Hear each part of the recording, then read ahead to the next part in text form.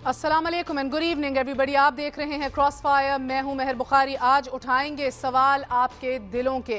Petrol का एक और बम सवाल, क्या सदर आसिफ अली जरदारी से लेकर वजीर आजम सैयद यूसुफ रजा गिलानी तक, नवाज शरीफ साहब से लेकर शहबाज शरीफ साहब तक, जनाब अल्ताफ हुसैन से लेकर पीर साहब पगाड़ा तक और एक वफाकी वजीर से लेकर एक सूबाई पार्लिमानी सेक्रेटरी तक, और तो और लोगों के टैक्सों पर पलने बढ़ने वाली सिविल से लेकर मिलिट्री और मिलिट्री से लेकर जुडिशियल ब्यूरोक्रेसी तक, किसी बड़े से लेकर छोटे अफसर ने कभी पेट्रोल पंप पर जाकर खुद अपनी गाड़ी में पेट्रोल डलवाया है?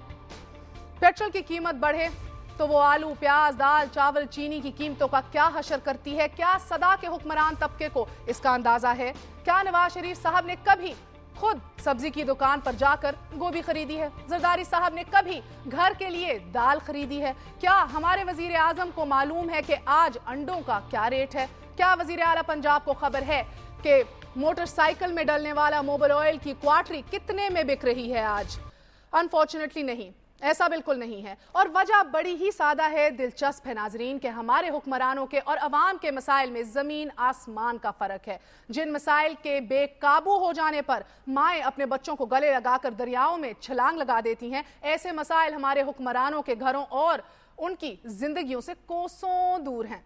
कभी बिलावल के बाप को उसके स्कूल की फीस अदा करने के लिए अपनी घड़ी बेचनी पड़ी होती, हुसैन नवाज के बाप को किराया कम होने की वजह से पैदल घर लौटना पड़ता, तो पाकिस्तान में पेट्रोल छोड़ हर चीज गरीब की दस्तरस से बाहर ना होती। पेट्रोल की कीमतों में इजाफे की वजह से पंजाब में ट्रांसपोर्टर्स के किरायों में इजाफा हो चुका है, जबकि हम क्या देख रहे हैं कि सिंध के ट्रांसपोर्टरों ने हड़ताल की कॉल भी दे दी है। नाज़रीन, हालात इस नहज पर जा रहे हैं कि एक बार फिर MQM के कायद जनाब अल्ताफ हुसैन साहब मुहिबुल वतन जर्नैलों को आवाज दे रहे हैं, और पीर पगाड़ा साहब आज एक नए फॉर्मूले के साथ सामने आए हैं। वो हर आने वाले चीफ ऑफ आर्मी स्टाफ को 3 साल के लिए सदर मुमलिकत का ओहदा देना चाहते हैं। फॉर्मूला इसका पेश भी वो कर चुके हैं, डिसिप्लिन डिक्टेटरशिप के नाम पर। सवाल ये है कि क्या गुड गवर्नेंस कायम करना सियासतदानों के बस की बात नहीं रही?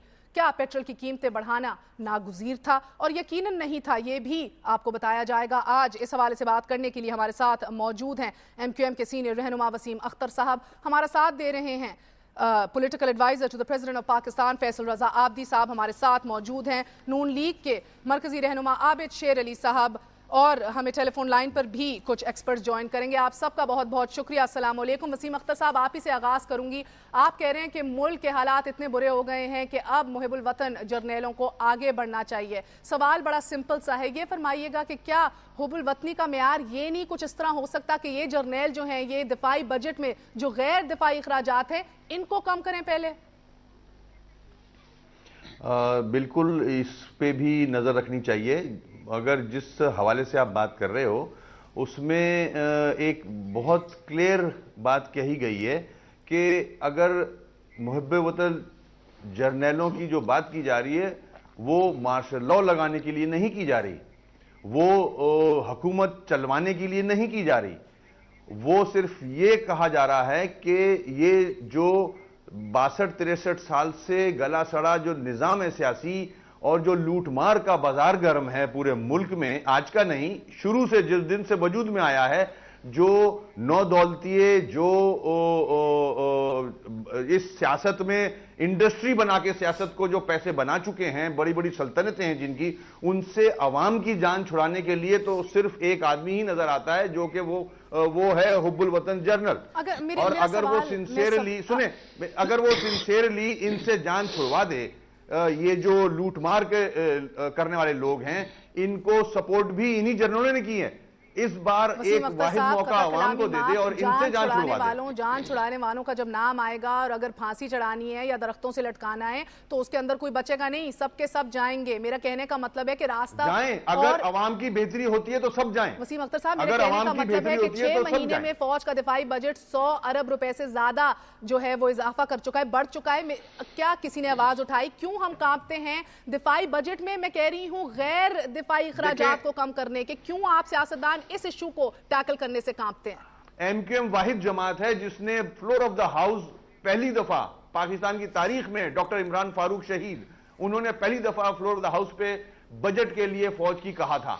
تو اس کی گردن کی قیمت لگا دی گئی تھی. تو ایسا نہیں ہے کہ ایم کیو ایم کسی چیز سے گھبراتی ہو یا ملک کے مفاد کے لیے بات نہ کرتی ہو.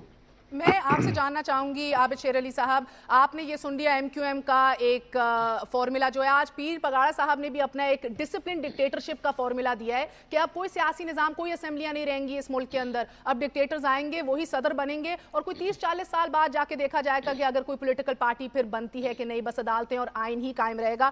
فرمائیے گا کہ اب یہ جو نئے نئے فارمولے سامنے آ رہے ہیں ان کو کس نظر میں دیکھا جائے؟ انقلابی نعرے آپ سب لگاتے ہیں مگر ڈائریکٹ ایشوز پہ بات کرنے سے کیوں کتراتے ہیں؟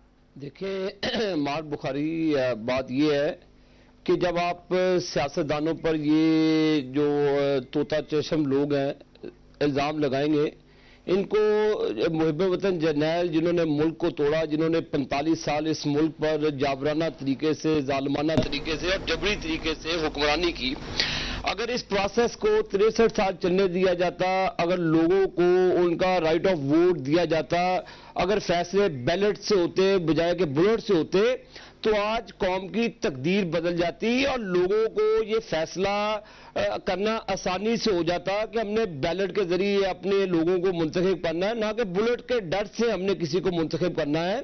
تو یہ ملک 43 سال ان جرنیلوں کے ہاتھوں میں رہا جن کی وسیم اختر نے بات کی، اور یہ پیچھے پرویز مشرف کے ساتھ بھی 11 سال حکمرانی کے دور میں رہے. وہ بھی ایک جرنیل کا حکومت تھی جو 11 سال میں پاکستان کا بیڑا غرق کیا، پاکستان کو دہشت گردی کی نظر میں کر دیا، پاکستان کی اکانومی کو تباہ کر دیا. یہ اس وقت ان کو آواز اٹھانی چاہیے تھی کہ محب وطن جرنیل تو اس وقت تو نہیں نظر آئے جب پرویز مشرف نے اس ملک پر شب خون مارا اور ملک پر قبضہ کیا. آج عام آدمی کے سوال ہیں، اگر آپ اجازت دیجیے ایک سیکنڈ. آپ نے جو کہنا تھا وہ تو کہہ دیا، مگر اب بات کچھ یوں ہے. فیصل رضا عابدی صاحب بہت بہت شکریہ ہمارا ساتھ دینے کا. ایم کیو ایم جب یہ کہتی ہے نا کہ آپ کرسی کھیل رہے ہیں، یہ تماشے بند ہو جائیں، سوال بڑے بنیادی سے نکلتے ہیں. 30% اخراجات میں کمی کرنے کی بات کی، آپ سے وہ نہیں ہوا، حکومت آپ کے ہاتھوں سے گئی، پنجاب سے آپ باہر نکال دیے گئے، مگر حکومتی عیاشیاں ابھی بھی کم نہیں ہوئیں. کیا کریں پھر؟ دیکھیں مہر، میں آپ سے بتاؤں کہ آج وزراء کی تعداد آپ کے سامنے محدود کر دی گئی ہے. دفاعی بجٹ کی آپ لوگ بات کرتے ہیں، میں آپ کو بتاتا ہوں نا، دفاعی بجٹ کی آپ نے بات کی تو کبھی موازنہ کر لیں اس ملک سے جو جنگی جنون میں مبتلا ہے اور آپ کو ہمیشہ ختم کرنا چاہتا ہے. تو اگر ملک کی دفاع کے لیے اپنی جانیں تک بھی دینا تو اس کو تنقید کا نشانہ نہ بنایا جائے، لیکن ہاں غیر ضروری اخراجات کی کمی جو ہے اس کے جو بھی فورم ہے پاک افواج کا، وہ اس کو دیکھے اور کمی بیشی کرے تو وہ زیادہ بہتر ہوگا. تیسری چیز میں آپ کو بتاؤں، مفاہمت کی پاکستان میں سیاست میں قوت برداشت کی انتہا کا نام ہے زرداری، اور ہمیں یہ سبق ہے کہ اس مفاہمت کی سیاست کو محبت کے ساتھ. وہی زرداری صاحب نا جو ایوان صدر میں بیٹھتے ہیں جدھر 44 کروڑ کا بجٹ ہے اور وزیر اعظم بھی آپ کے ہیں سر، جدھر 42 کروڑ 80 لاکھ کا بجٹ جو ہے. سر میری ریسرچ فگرز ہیں. دیکھیں آپ نے مجھے سننا ہے تو سن لیجئے، مہربانی ہوگی آپ کی. اگر آپ نے صدر کی ذات کو نشانہ بنانا ہے تو الگ بات ہے، اگر آپ مجھ سے سننا چاہتی ہیں تو وہ سن لیں.